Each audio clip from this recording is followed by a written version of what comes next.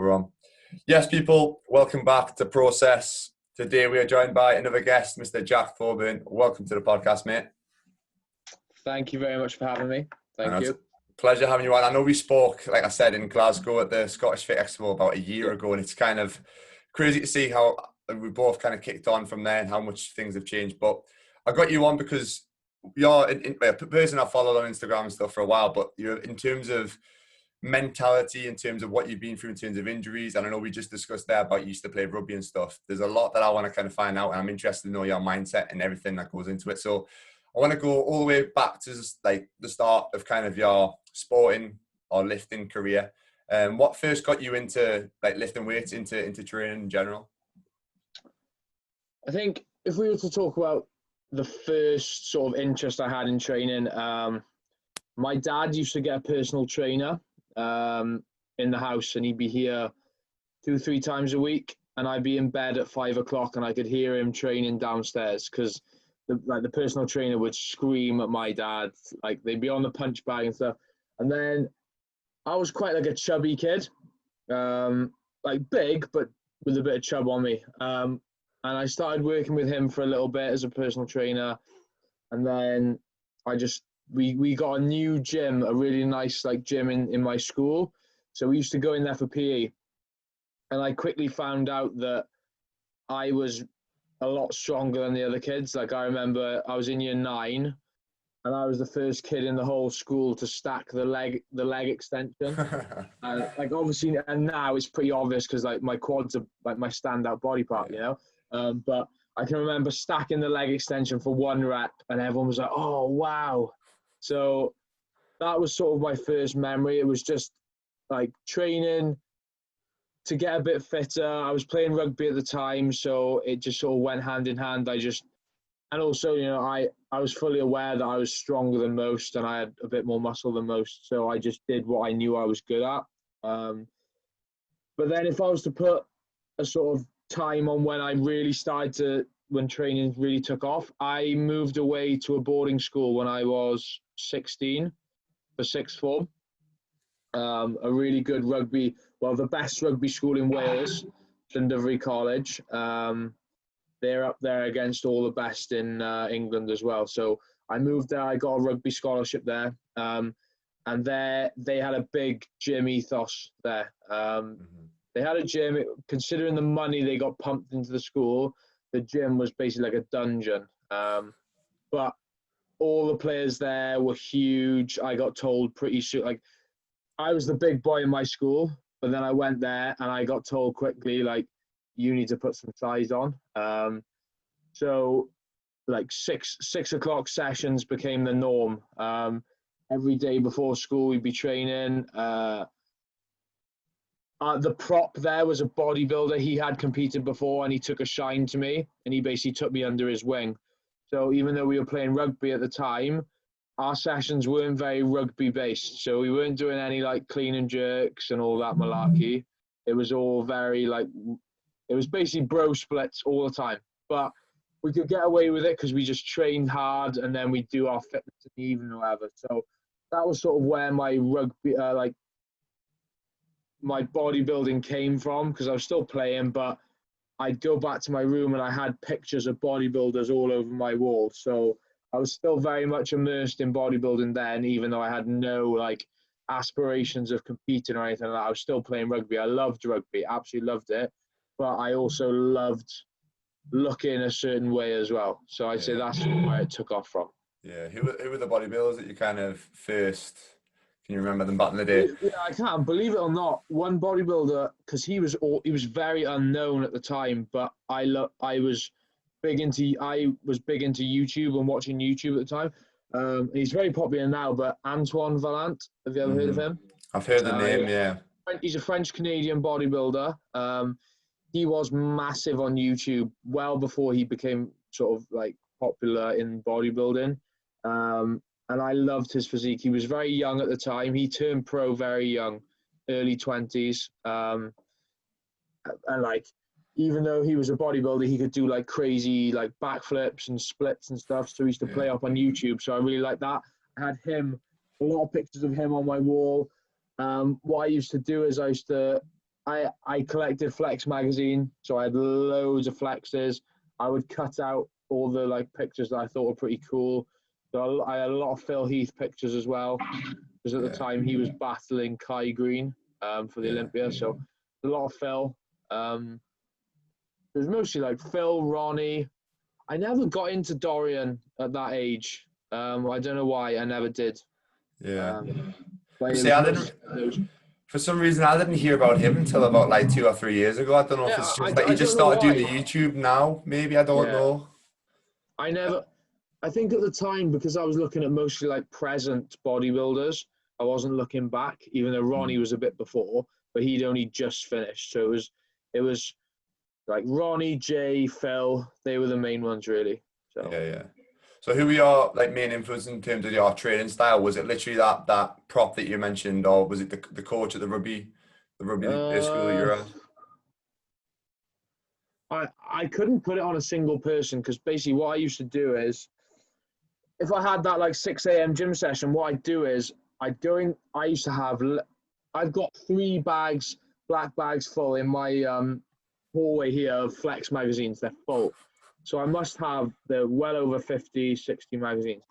I would lay out on my bed all my Flex magazines and flip to the page of, like, say if I was training arms, I would Hmm. flip to a page that had one of my favorite pros training arms, and I would do the same for like 10 Flex magazines. Yeah. And I'd like look at it and think, right, that's what I want to do.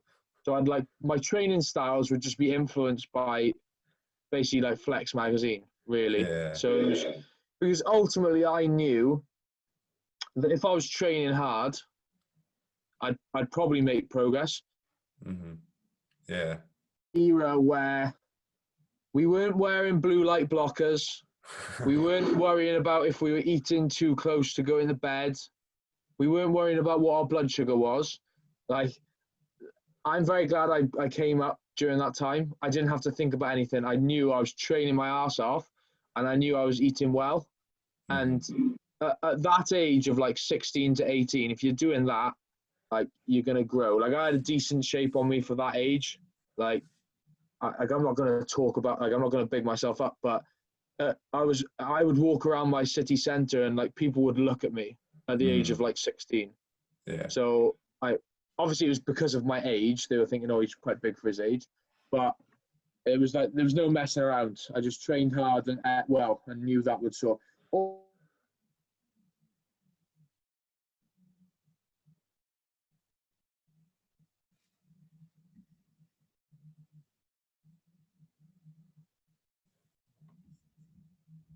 I think we're froze for a second there. Back don't on. matter. Lost signal for a second. Now we're back on though. We're But back. like obviously talking about you always had that sort of mindset. Where do you think it kind of came from? Obviously, when you're at 16, not a lot of young lads have that mindset. Like even for me, probably took me until I was about 19, 20 to get any sort of kind of driven mindset and knowing where I wanted to go with things. Where was that instilled from your family, from your parents, or was it just you kind of looking up to people like you looked at the Flex magazines, you looked up the bodybuilders, coaches? Was there anybody in particular, any reason why you think you had that It's mindset? it's got to be from the family. It has to be. Mm. Because well before the bodybuilding thing, when I was a chubby kid, um, I gave up chocolate, like as in like chocolate bars, when I was 14. Like one day, I used to always try, because they were my weakness. I loved chocolate. There's a spa on the way home from school to my house. I used to get 2 chocolate bars every day. And then when I got home, I'd wash it down with a chocolate Nesquik, pint of Nesquik. Right? And I did that every day. And then one day I was like, do you know what? Done. And I can remember the date because it was the 1st December. I got my advent calendar, nailed every single one. And I was like, that's me done. I was like, I'll never eat in chocolate again. My parents were like, what are you talking about? And I was like, trust me, done. And then a year went by, hadn't touched chocolate in like the whole year. And I was like, you know what? I could probably give up other things really. So then I said like sweets, pastries, crisps, done. And then they all went. And then it got to the stage where I was just like, what? I ain't got much else to give up now. But going back to the question, though, because that was well before, that was when I just started training. So there has to be, like my parents brought me up really well. Like my dad was a really good rugby player, should have been a professional, but he got injured. He's very driven, like, and he works his ass off. My mum works her ass off. Like, they brought me up really well. So there's definitely an element of the sort of mindset with them. And you know, rugby instills it in you quite a bit as well. I played rugby from when I was like 7 years old. So by that time, I've been playing rugby for like 8 years. So I already had quite a bit of character about me. I was very determined, like, you know, fitness in rugby, because I played quite a good standard even at that age, and we used, like, the fitness was quite hard. So if you can be that determined at that age to carry on with fitness. I also Thai boxed when I was from the age of about 12 to 15. And that was pretty tough as well. They obviously, with the same with a lot of martial arts, like, they instill a lot of discipline in you. They kick your ass, but it works ultimately. So I think maybe something came from that as well. Yeah, could just be a load of different things. But speaking about rugby, I think, because obviously I'm from a football background, there's a lot of things that footballers can learn from rugby, because I don't think footballers have the same discipline and the mentality of rugby lads.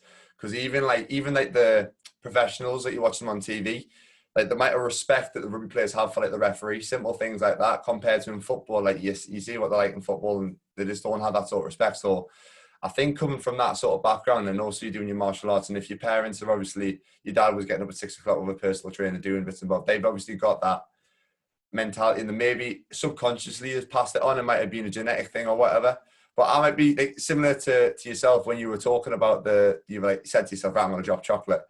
You kind of, if I say I'm going to do something, if I don't go and do it, like with this podcast, I haven't recorded a podcast in 2 weeks, and it's been eating me up, because I've, like, during lockdown I was doing like 2 or 3 a week, and now obviously I'm back working a little bit more and I'm a bit more busy, and it's been eating me up for the last 2 weeks, thinking like, right, you need to do a podcast. I've got to know, I know I've got 5 banked up, but then 5 are going to go to 4, then 3, and then I'm going to be on top of myself. And if I don't publish like 1 out a week, it's going to be eating me up in my head. Yeah. Do you feel like it's kind of the same with yourself? Like, if you say to yourself, right, I'm not going to do something, it's just constantly in your mind. There's a little voice in your head saying, right, go on and have it and see how bad you feel afterwards, sort of thing. That's what it's kind of, that's just kind of like for me. I don't know if it's 100%. Like, yeah. I agree with you there. Like, because especially at the moment now on like social media, I put myself, people are fully aware of how, like, who I am and like what I'm about in terms of my dedication. So I almost put that out there deliberately, because then I know that people expect that from me, so I can't like deviate from that at all. So I put, like, it's almost like an added pressure, but it's not, because I know I'm not going to mess up. So I actively put it out there just to sort of almost keep me accountable and stuff. But yeah, I know what you mean. Like, once you say you're going to do something, you normally just do it. So yeah, that's what I like about yourself. Like, you put literally, if everybody doesn't follow Jack, like, you put everything on. The time you get up, when you're doing your morning cardio, every meal, literally every set, pretty much. I always have a little joke about this and say, like, I could save those 5-6 meals a day that I have, and just repeat them if I wanted to, because they're basically the same every day. So I could just keep them saved on my phone if I wanted to. Yeah, even the little stir is the exact tempo every single time. They are actually the ones from that day, I swear.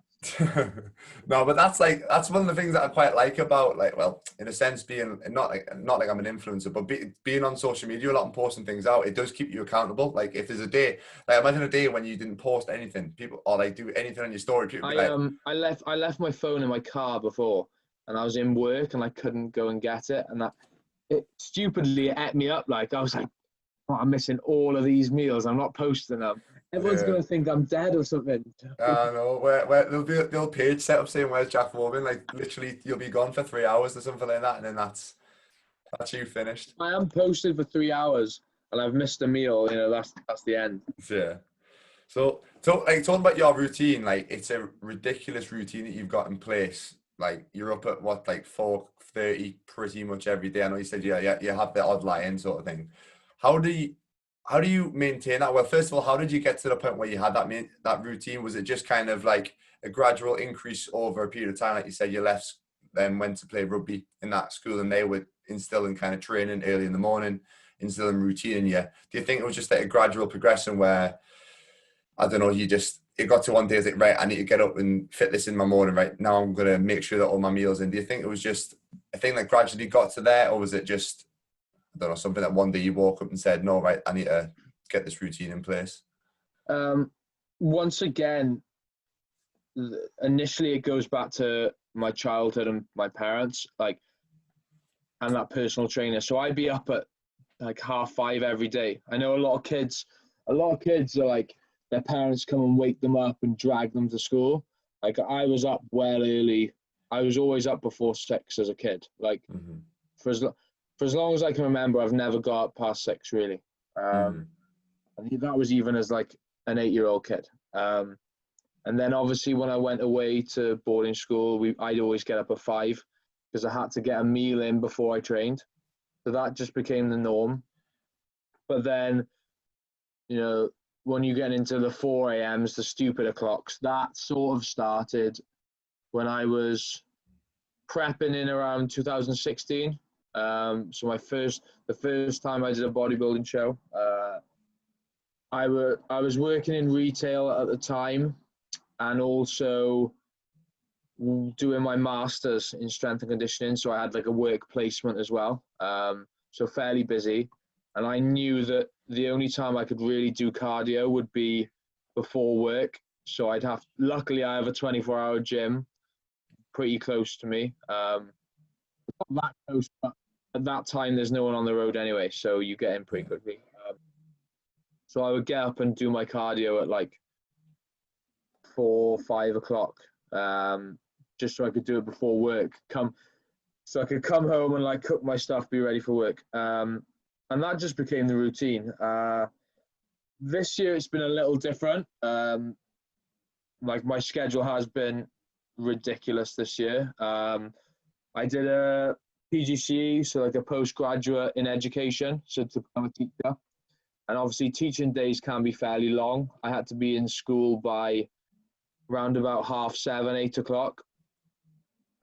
So for me to be in school at that time and prep all my meals beforehand, I was getting up at like 3:30, 3:45 most days this year, which is not ideal. But I'm very lucky. I seem to function fairly well with not loads of sleep. I know it's not healthy. I'm fully aware of that, but some people get too much sleep, in my opinion. Like, there is like suggestions that you can get too much sleep. If I get like 6, I'm good. Ideally I'd get 8, but I can do all right on 6. So at the end of the day as well, like, I make all my decisions. If I want to go into teaching and I want to be a bodybuilder at the same time, it's on me to make sure I do both of those things, you know? I don't have to do it. So, you know, I don't even have to do cardio. If I wanted, I could just eat less. But I'd rather just do those sessions so I can eat more because I love food, see? So, but like, and being honest with you as well, there is a little bit of an ego in me that I like doing things that other people aren't doing. Yeah. Potentially that's not even beneficial. Like, I get a kick out of the fact that I'm doing cardio at 4:30 in the morning on the Stairmaster. But then again, there are people that their schedule allows them, they can still be doing that cardio, but just at a reasonable time. But I still feel better about myself because it's when everyone else is asleep. Yeah. So I've seen it. I remember seeing one of your old Instagram stories, right? You were on the stepper at like 1:30 in the morning. There was people outside you could see walking in from a night out. That must in have been Swansea years Town ago. Centre, yeah. That must have been years ago, that. I remember that. Mate, that would have been like 2016 or 2017. Yeah. So that is a long time. Mate, I used to see some sights because it used to make cardio fly by though, because my 24-hour gym when I'm back home in Swansea, not where I've been this year, but when I'm in Swansea, it's dead center, and I mean dead town center. Mhm. So I'd be there at like 4:30, and people would be finishing their night, and they'd just be stumbling up that street, and I'd see some right sights. It would make it go quicker, it'd be funny. But Yeah.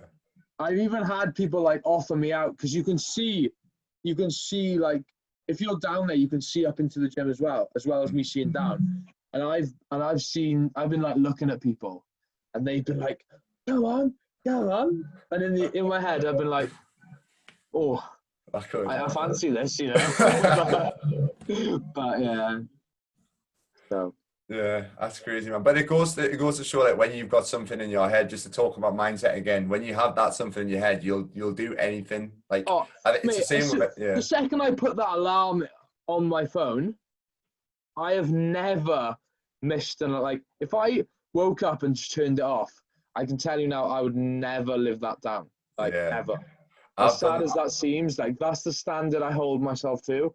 Yeah. Because the problem is, once you like do that once, you're like, oh, do you know what? Maybe I'll just do it again. Like, the fact that I've never messed up on that, it means I probably never will, unless, like, obviously serious situation. But I've been on that stairmaster with severe food poisoning, worrying about every step, where, like, not to go into too much detail, but worrying about every step, whether that's gonna Something's gonna come out for someone's gonna, you. yeah, like that bad.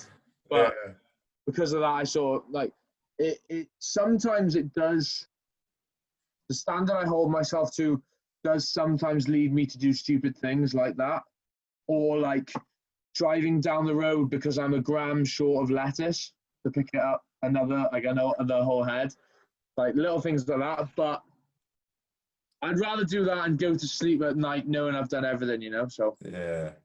Do you think it's like a little bit of like, I don't know, like like you brought it on yourself, like OCD, but you bring it on yourself? Because I feel like I've started to develop that. The kind of more that you go down that path, it's like it's not like, in a sense, it's like a dark path, but it's not, because it can either like be really great for you, like you're doing this extra work and you're getting more hours in, you're getting every single little bit of detail, but then also in terms of like your own health and your own mental health and stuff, it's like fucking you up in a sense.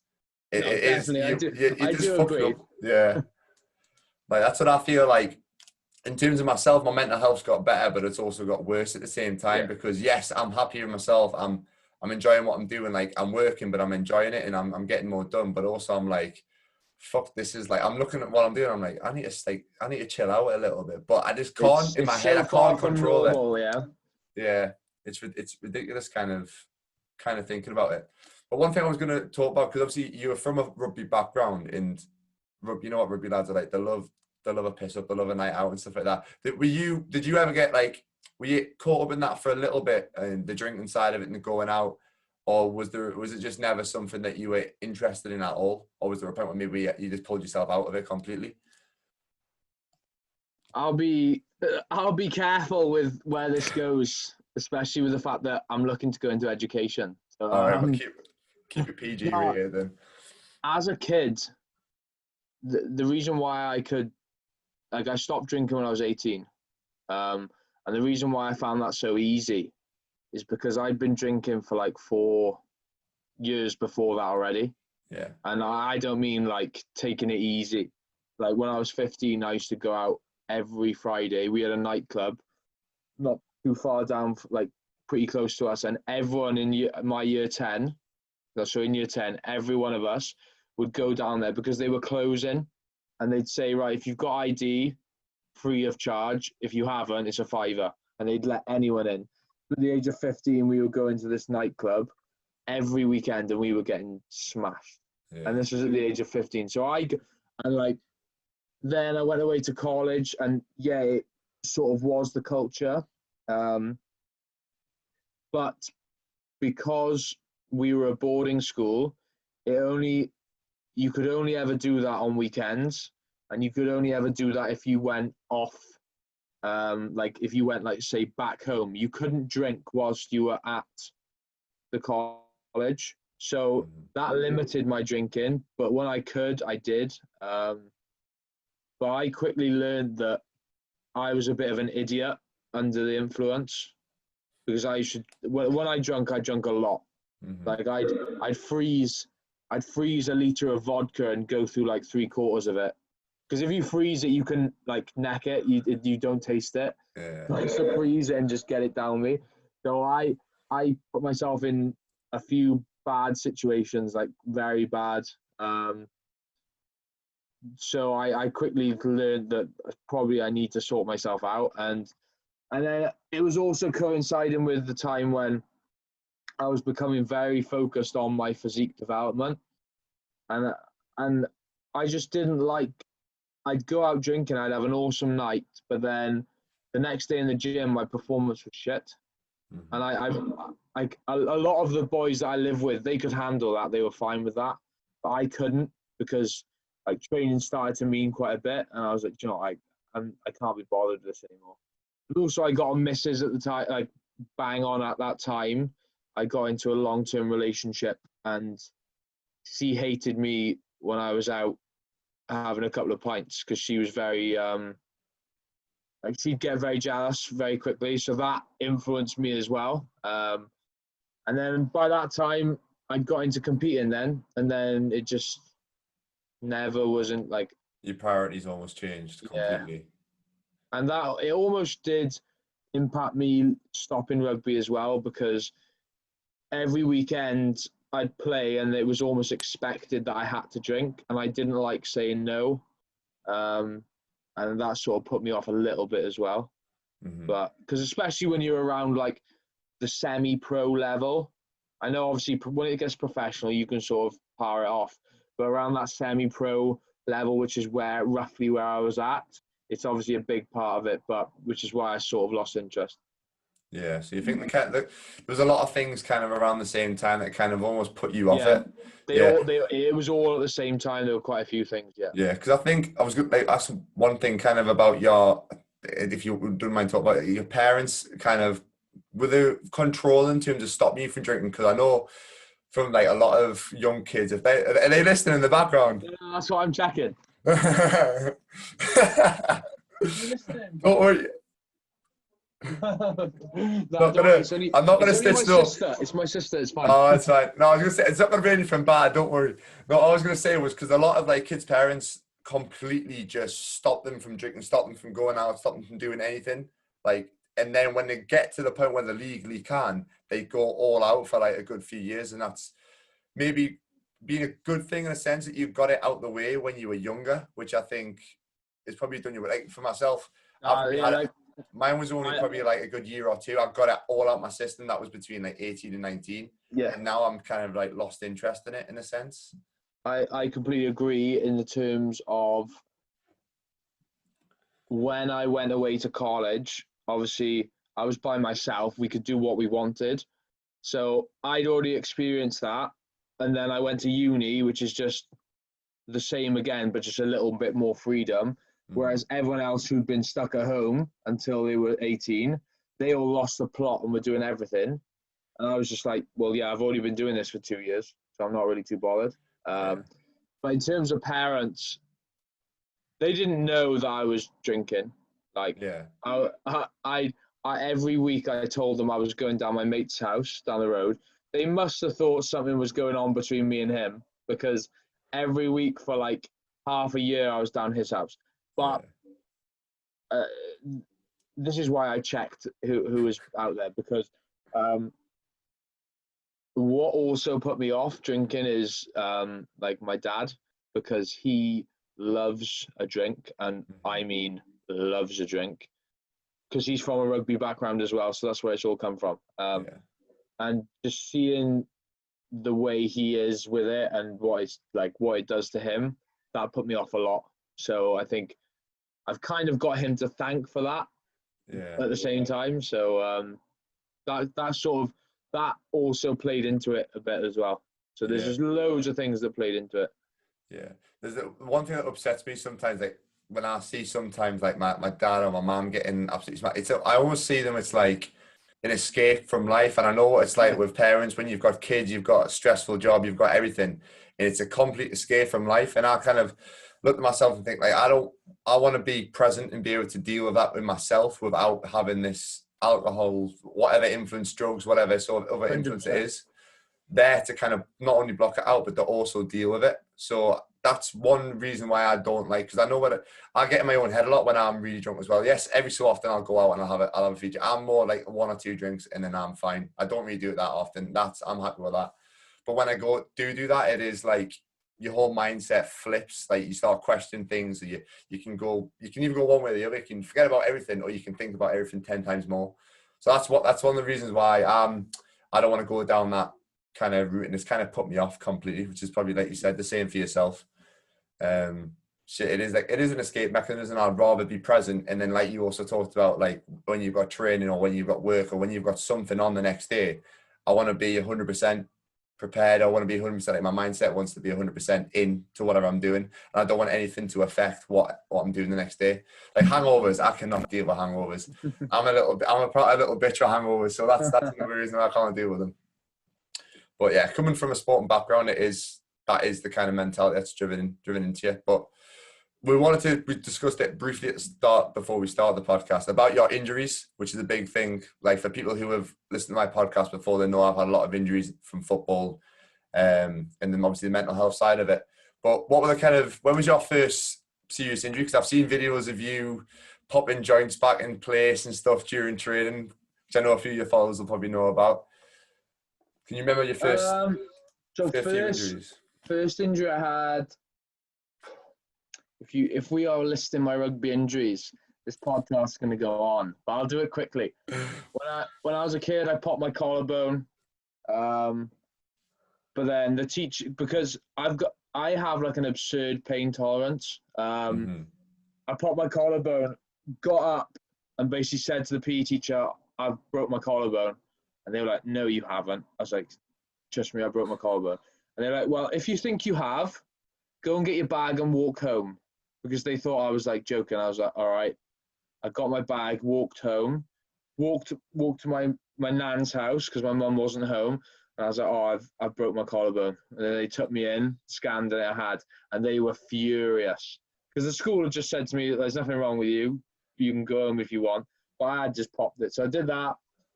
Couple of years later, then I broke my ankle playing rugby again. I broke it for a second time. But then when I went to uni, or just before that, so the age of like 18, because I had a really good rugby career from the age of like 14 to 18, where I didn't realistically, a collarbone and 2 ankle breaks isn't too bad. But because I used to play rugby like a lunatic. Absolute lunatic. So I played the entire 2 years in college without a single injury. I didn't miss a single training session. I played every game. And to do that in that college is like really prestigious. Like you get awarded like loads of things for it. So that was really good. And then I went to uni and it all went tits up because I started having a reoccurring hamstring issue. Like every 2 weeks it would happen. And then I went to see loads of specialists about it. I strengthened my hamstring, like doing all this like program. They couldn't believe how much sort of strength I added to my hamstring. And then like 2 weeks later, I did it again. Yeah. So that and then a few quad pulls was why I stopped, because I couldn't get to the bottom of it. That was why I stopped playing rugby. I couldn't get to the bottom of why I was pulling my hamstring all the time, despite everything I was doing. Funny enough, now I know why I was doing it, and it's linked to all the issues I have now, which you just mentioned, the shoulder pops and all that. I'll mention another injury as well, because it trumps all the others. I broke my sternum. Yeah. Combination of like playing rugby and training. And if any of the listeners know, well, they should know what that is. It's that big bone plate in your chest. And I split that, and that was absolutely horrific, because for the months and months after that, every time someone made me laugh, or if I had to sneeze, I would like crawl up into a ball, because if you can imagine, if you've got a crack down that area, if you breathe in, it opens it up. So that wasn't enjoyable at all. this just goes back to like my stubbornness and stupidity. I broke it at the start of the training session, and I finished the whole of the session, and then I never missed the training session whilst it was broken. So like it would hurt, but I knew if I wasn't like hurting it too much, it wouldn't get any worse. Yeah. So I would do like flies with a broken sternum until I got to the pain point, and then I'd be like, oh, yeah, that's enough, and then come back in. So I would like train around it the best I could. But funny enough, that summer I got in the best shape I ever did. So didn't do me too much harm. Yeah, it was worth it in the end. I'm digressing now, but if I go back to the issues that you talk about now, so all those hamstring issues basically occurred due to chronically tight hip flexors. So my hip flexors, minor thing to start off with, but they were probably tight for 6 or so years, and I never got them, like I never had them fixed because at the time I didn't know they were an issue, so I never got anyone to look at them. Mm-hmm. So if your hip flexors are tight, starts off as a minor thing, but they'll start to tug on your hips, and if they're tugging on them one side a bit more, you'll be off like that. So if your hips are like that, what's your spine going to look like? Yeah. Spine's going to be off as well. If your spine's off, everything's off because everything comes from your hips. So your hips are off, so then your limb length is going to be slightly different, which causes like your hamstrings to shorten and lengthen, which is why I had the issues. And then if my shoulders would be off, so which is why I have issues there. So essentially something as small as a hip flexor issue has then cascaded and caused loads of muscles to be either like too short and tight or too stretched out and lengthened, and they don't work as they should, and also like they don't work together as they should. Yeah. So I basically get fixed up by an osteopath fairly regularly, but then it's up to me to sort of stay on top of it, because once I get fixed up, because they were in that position for so long, they try and pull you back into that position. So I've got to stay on top of that, whilst also like trying to relearn how to train properly, kind of thing. So, which is why I took 3 years off competing. Ideally, I wouldn't have, because I love competing, but I knew I had a lot to sort out. So that is my extensive. I did quite a good job of cutting that down there, but that's basically the whirlwind I have going on. So yeah, what sort of stuff do you do for your hips? Is it just a lot of like what do you call it, like couch stretches and stuff like that? Is it kind of just stretching, or? To be honest, I stretch it, but I should be doing more strengthening stuff. So quite a lot of the time with people, the reason why they have like tight muscles is because it's weak. So the muscle will tighten up because it's a defense mechanism. Because it's weak, it tightens up. So a lot of the time, if you have a tight muscle, it's because it's weak. So you should strengthen it. So I should attempt to strengthen my hip flexors more. But it's almost like I forget to do it. And I spend so much time on like the bigger muscles and stuff. Yeah. It becomes like an afterthought. I do stretch it. I get a lot of osteopath work done on it, and like,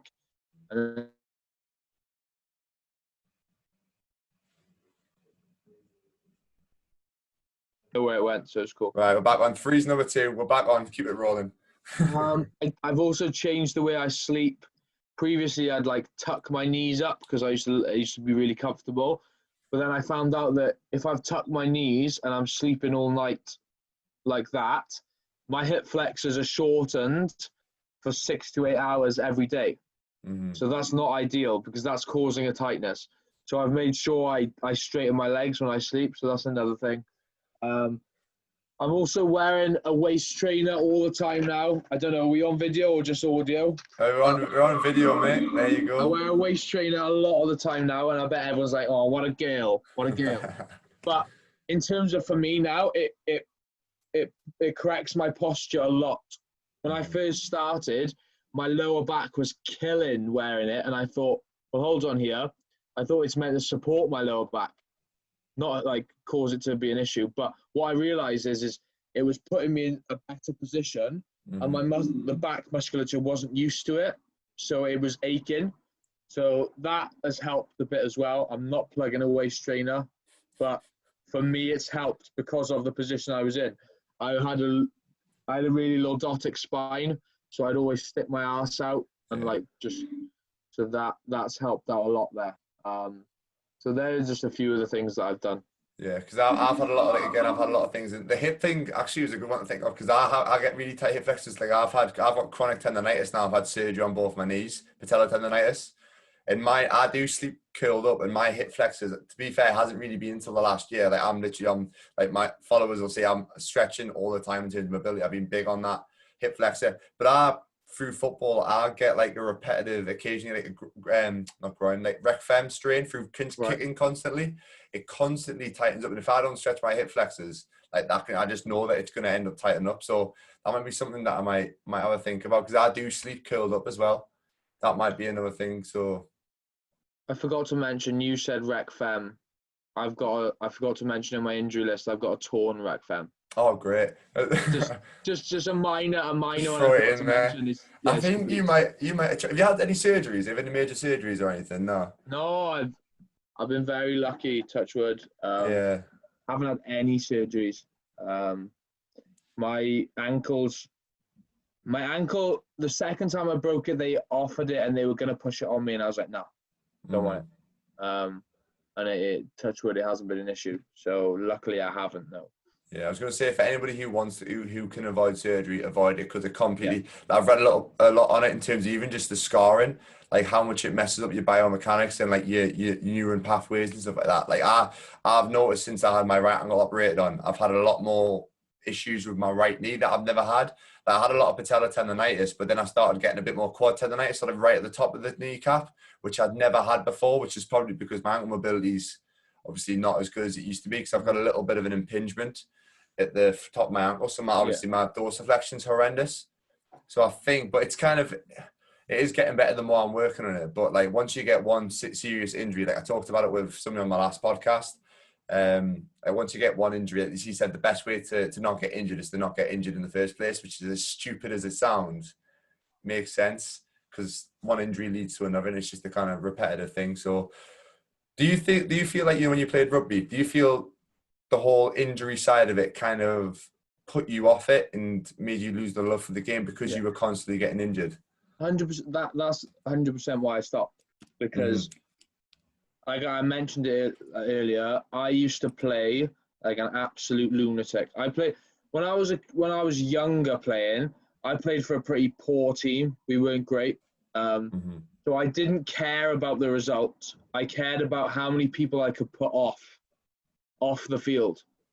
Yeah. Like I would play on a Sunday to write people off. Like as a kid, like I would fly into tackles. I mean, absolutely fly in.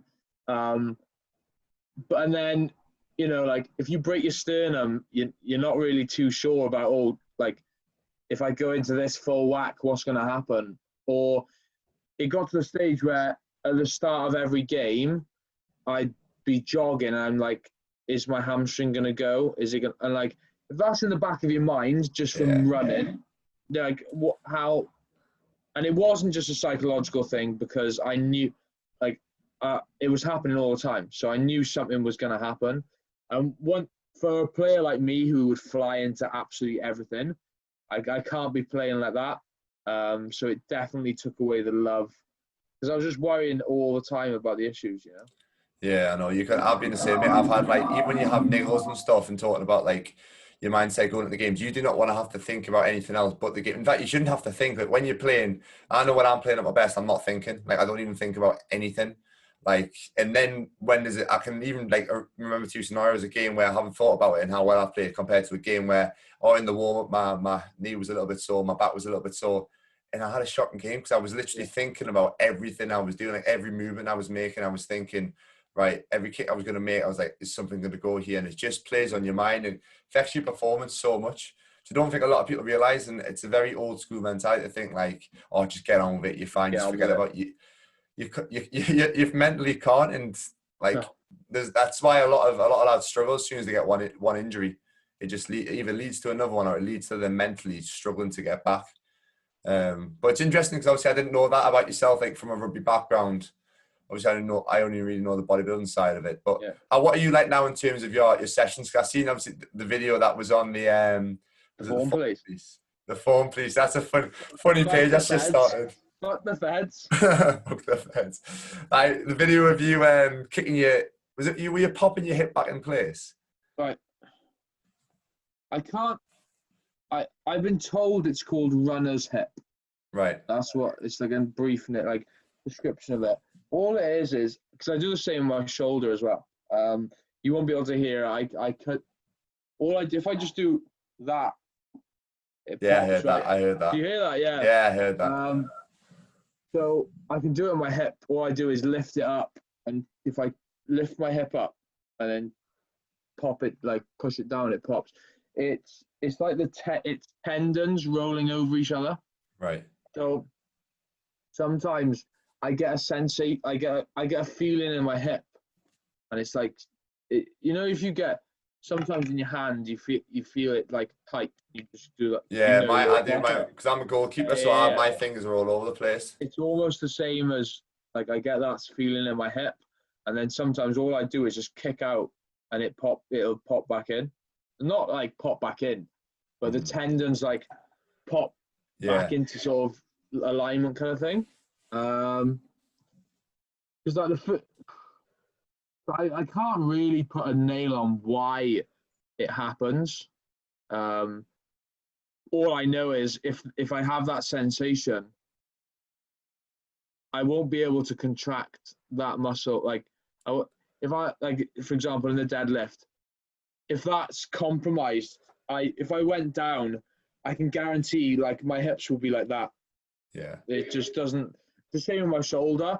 I'll get a sensation back there around my scapular area, and if I don't pop it, I'll go into a press and it'll be like that because the shoulder the scapula won't be retracted properly. It's a hell of a lot better than it used to be. I can tell you that now. A hell of a lot better. Like without going into too much detail, like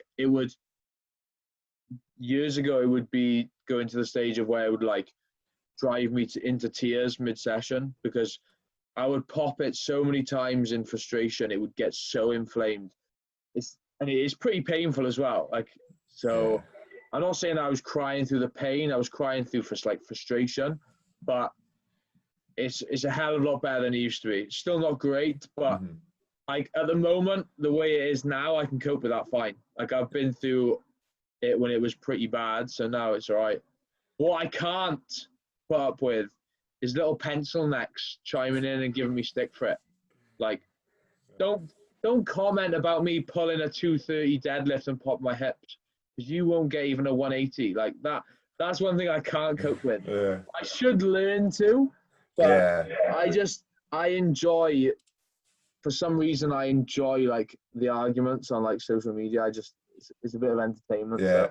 I love it when it's like just you can see like you repost something and it's just like 5 black screens in a row of this you writing stuff just like abusing people. I'm just like, he's on one again. Here we go.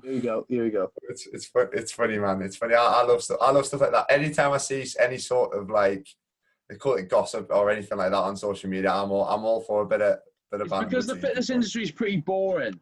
Yeah. So the second there's a bit of gossip or like stuff like that, it's funny, right? Yeah, I know. I think there's a lot of like fake stuff as well, like with the big ones. I don't know, a lot of the beef, I don't know if it's like genuine or it's just made up to cause some gossip. I'll not put examples in just in case I get some hate off anybody. Not like I'm a big enough person to get any hate off anybody. I haven't had any hate yet, so I'm pretty lucky to be fair. The best bit of beef I've seen recently is, I don't know whether you saw it, the giant Jamie Johal and his name's gone now. Basically the argument between progressive overload and like not progressive overload, and they were bitching to each other in the comment section, and they were getting really nasty. Drew Walker, that's who it was, and Drew Walker's got a pec tear, and like they were even like having digs about his pec tear and stuff, and I was like, oh, Oh. they were getting like really spicy about it. And these are like mid-30s lads having like digs of that. I was like, come on, boys. Obviously, touch one of the soft spots. That's what it is. They might have a soft spot for his little pec. He might have just touched it and might have got him. But talking about that, to be fair, in terms of because I wanted to do, obviously, you're from a bodybuilding background, so I've got to have a few bodybuilding questions in. How would you describe your style of training? Because it's, from what I see, it's high intensity, high volume, like 3 hour plus sessions. Talk me through it. I'll say that it's been heavily influenced by the sort of niggles I have. Mm-hmm. I wouldn't want to be in there that long, you know. Ideally, I'd be like a 2-set kind of guy. But saying that, I do love a pump as well, so which does lead me to train a bit longer. Yeah. But quite often, the reason why my sessions are so long is, one, it takes me a lot of time faffing around with my shoulder and hips. Like sometimes if my head properly goes, I literally have to like remove myself from the room and just relax. Yeah. Because a lot of it is from like me overthinking it and like popping it when I don't need to. But then there's also the fact that I sometimes don't feel like I really nail down a set because the stabilization's not there. So I might not be too happy with one set. So instead of say doing 2, I might not be happy with the 2. So I might go in and do a 3rd or maybe even a 4th. So that they all add up after a while, you know. So that is, I'd say the volume thing comes from me not being able to execute as I'd like. Some days I have good days and I can get away with it, and the sessions are like half.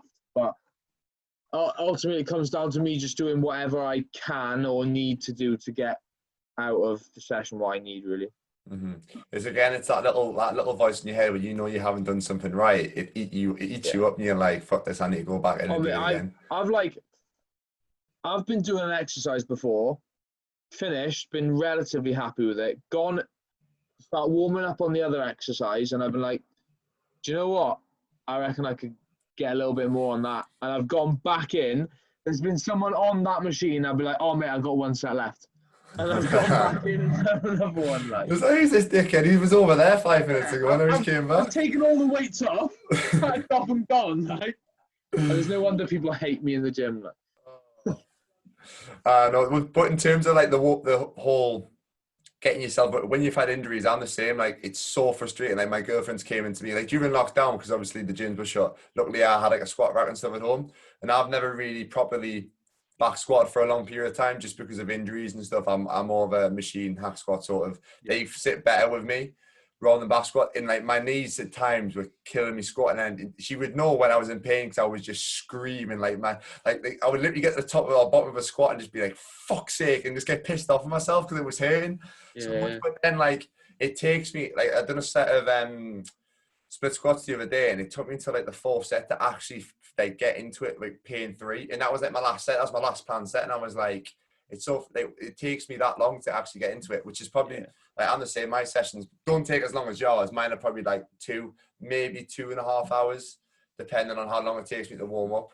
But I'm known for taking, anybody who knows me from football or through the gym and stuff, I take my time warming up. I take like literally 45 minutes. Yeah. So it is like, it's probably the same for yourself. Like I need to get myself feeling right before I actually get into that set, which is again something like it's just a stupid mental battle you have to deal with when you've got them injuries. Do you do much kind of like pre-activation, like prehab stuff or anything for your hips, for your shoulder, or anything? I did for a while, and I felt that I was just spending so long and just dicking around. Yeah. I do loads. I do like loads of like serratus anterior warm-ups, like in here. And then I do like ab warm-ups because I always thought it was like a core issue. And then I do like scapular with my shoulders and stuff. And then like one day I was like, do you know what? I'm just going to train. And I had a better session because I just went in and just got on with it. Because half the time I was so demotivated by it. But now, not really. I just go in, get on the treadmill to get my head on. Then I just do a little bit of like cable and dumbbell work just to get like full body warm. and then it's mostly just into the session then, really. Because I can tell you now, if my sessions are as long as they are now, can you imagine how long they'd be if I was doing all that? It's an extra like half an hour. At Yeah, least. at least minimum. So what's your opinion on doing the do isolation movements before compound? Because that's a big thing that I've started doing it for myself purely because my body feels better by doing it, like my knees especially. Doing like say like leg extension, hamstring curl before a big squat movement. What's your opinion on it? I've always done leg curls and leg extensions before any compound, like my whole life. So I'd say on certain body parts, certain like sessions that they go really well. You can look at it two ways though. You can either do them as a warm up, so just to get some blood in that area, or you could treat them as like working sets. Yeah. So there's like a difference there. I think it goes really well with legs. Like I said, I love doing that because realistically, if you do working sets on a leg curl and a leg extension, it's not going to take away from your compound too much, in my opinion. If anything, it sometimes makes them better because you've got blood in that area, the muscles pumped, a bit more elasticity. Whereas if you do it the other way around, so you do your compound first, if you go onto that isolation, then your performance on that isolation will be shit. You will not be able to perform a quad extension properly and fully contract it if you've gone all out on like a hack squat, for example. Yeah. So in terms of exercise order, that's a great way to do it. There are now plenty of people doing, say, like side laterals before a push session. There's definitely scope for that as well. I don't personally, just because I want to just go all out on my pressing as soon as I get in there. But like, especially if it's a weakness of yours, I think that's a really good idea. So, yeah, definitely. One last question before we'll finish off with a little. Did you have a look at the 3 questions I sent you at the end? Just the ones that I ask everybody. Yeah. Did you have a look at them? Give you time a bit of prep. But one last thing, how important do you feel the gym's been in terms of your mental health over the years? Through rugby, through having the injuries, through just obviously with university. Obviously, we didn't really get to touch on that, but in balancing university with working, with obviously training and everything like that. How important has the gym been? You're lucky you didn't talk to me about uni because that'll be a whole nother podcast. I'll get you back on, mate. The things I have seen would be a whole new podcast. We'll have to get you back on for a part 2, mate, down the line. I lived with 8 lads in a house, like. Yeah. Then I mean lads. Yeah. So like, you can imagine. University stories with Thorburn. That's what we'll call the next podcast. Yeah. So how important do you think? Because I'm not getting a teacher job then.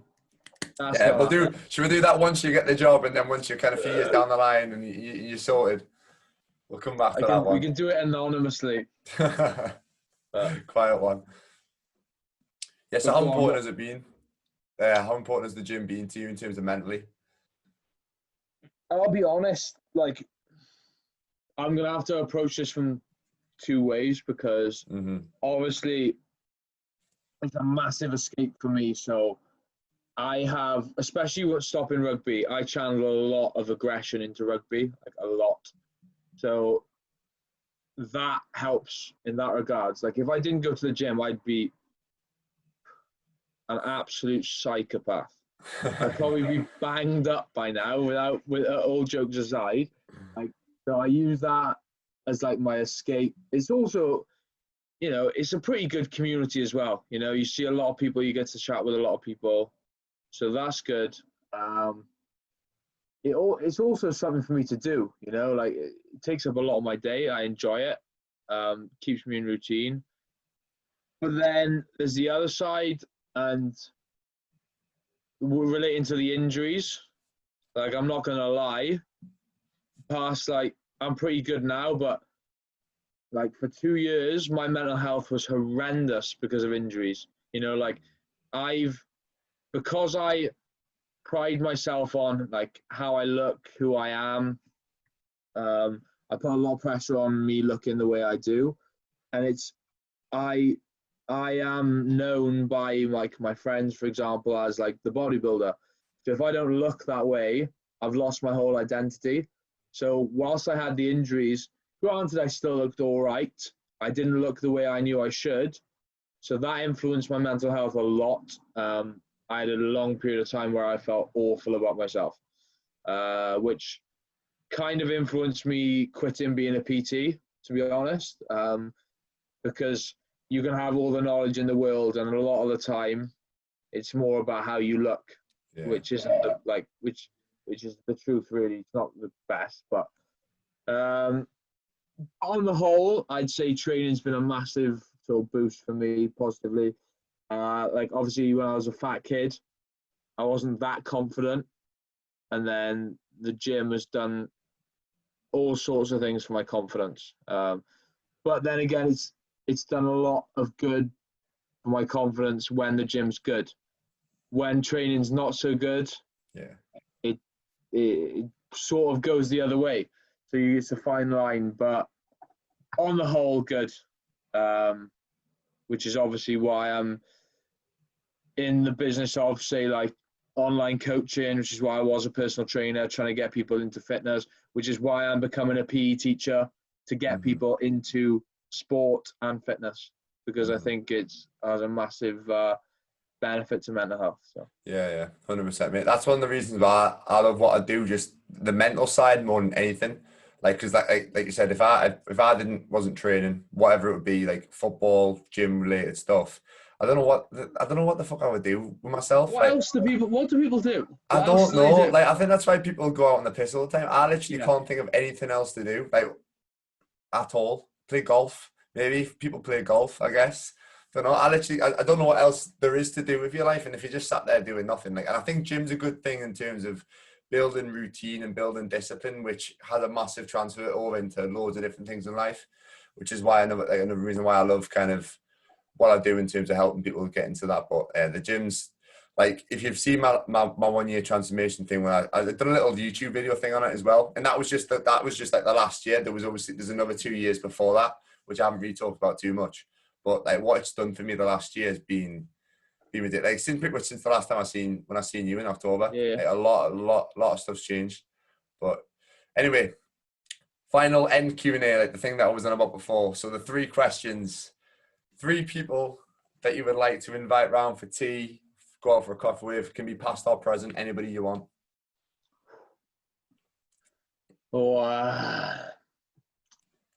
Tough one. Because when I didn't want to give like bodybuilders in this. Everyone says like, but I want to have like Conor McGregor, Arnold, or like even the next question, they want Arnold. They want to train with Arnold. It's always the same. I think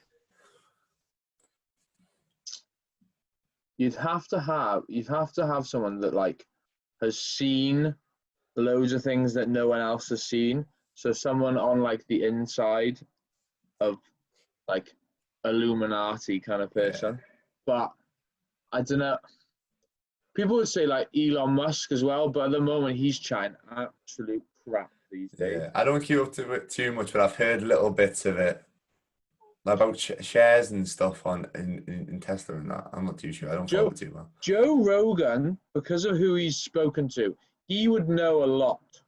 Just think about all the people that he's interviewed. So I think you could argue I'd want to speak to him, because you could just like milk him for all the information that he's got off other people. Yeah. There'll be a lot of stuff as well that he knows that weren't on camera. I feel that he would have discussion. Oh yeah. Mate, there'll be some stuff that like is like juicy stuff that no one knows about. 100%. These are hard though. I love Mike Tyson. Yeah. It'd be quite funny to.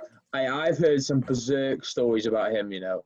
Yeah. Like, for considering all he is as a boxer, some of the stuff that, because at the time when he was in his peak, the amount of money and power he had, he could do like whatever he wanted. Yeah. Whatever. But so we'll say we'll go Rogan, Tyson. Oh. Don't worry. If you're gonna end up saying someone tonight, you're gonna text me or message me or something like that, mate. I choose my mind. I had 3 that weren't those 3. like before planned, but they're just gone. David Attenborough. There we go. He's been actually. Someone said him before. I think. So one I person might have said him as like well. we haven't mentioned it, but I absolutely love like animals, and I used to be a dino nerd when I was a kid. Dinosaurs, I absolutely love dinosaurs. So we'll have those three. That's a hell of a cluster. Yeah, you do very well to get them around your house for some tea. Like, what would you cook them? Chicken and rice, or some of We don't even the the best sludge? chicken and rice. Oh, they'd have a bowl of my oats. Yes, They'd love 100%. that. The Thorburn oats. Everyone needs to get on the Thorburn oats. Anyway, next one. 3 people you'd want to train with. Big one. I'll say Phil purely because he's my favorite bodybuilder. Yeah. People think he's an arsehole, but he's not. I've met him like 3 times. So I'll say Phil. I've got to say Platts. 1, because of the legs, and 2, because of the intensity. So I'll say Phil, Platts. Everyone will say Dorian in this, I think. And I'd potentially edge towards him as well. Mm-hmm. But not Dorian now. Like Dorian in his... He's all like yoga-y and like vegan and stuff now, isn't he? Yeah. I want Yoga-y. I want Dorian in his heyday. So potentially those. I don't think there's any others. Probably those 3, I'd say. Yeah. Yeah, I'd say those 3. Yeah. When you mentioned about Phil there, about people think he's addicted, I think a lot of people think like these, like pretty much the people who are best in the industry are dickheads. But I think you have to have a big fucking ego to be that successful. Like you've got to have that persona. If you don't have that, I don't think you can. Like Conor McGregor, especially when your whole career is built on how you look. Oh mate, yeah. You've got to have confidence. It's one thing to be how you perform on the field, but then how you look is your whole persona. And you have to have a bit of an ego, you know? Yeah. So bodybuilding is just it is ego in a sense. Yeah. You've got to have it, mate. You've got to have it. Anyway, last one. One thing that you'd say to yourself 5 years ago. Get your hips sorted. That's the first time anybody said anything like that. Everyone's like, yeah, just keep working hard, just keep doing what you're doing. And it's like, yeah, I'm not being funny. Get your hips sorted, mate. It would be fucking go to an osteopath and get your hip flexors sorted. All jokes aside, that will have changed my life like an unbelievable amount. Like you wouldn't believe the amount that would have changed my life. Do you think you'd still be playing rugby if you didn't have the injuries? Oh, it's a tough. No, I don't think I was, because I was already starting to develop like quite a decent physique. Mm-hmm. And I was enjoying the bodybuilding training much more than the rugby. Mm-hmm. Because like I almost played rugby to like flex on people. Yeah. So it was like, how can I smash you? How could I like humiliate you by sidestepping you? It was something. I was very more like individually focused as opposed to like the team winning. Mm-hmm. Half the time, if we lost, but I played like an absolute hero, I wouldn't care. Yeah. So it was already edging towards the individual sport aspect kind of thing, you know. Mm-hmm. So. Yeah.